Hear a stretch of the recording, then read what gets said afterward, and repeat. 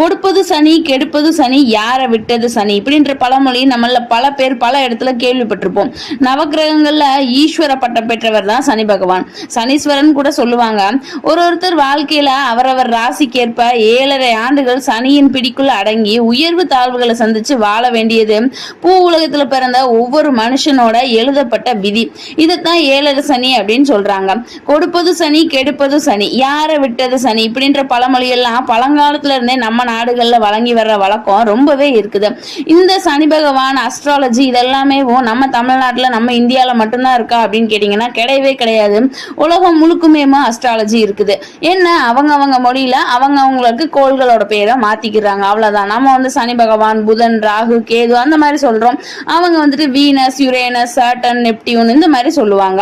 சரி வாங்க அந்த கதை என்ன அப்படின்றத பார்க்கலாம். ஒரு முறை தேவலோகத்துல தேவேந்திரன் கூட உரையாடிக்கிட்டு இருக்காரு சனி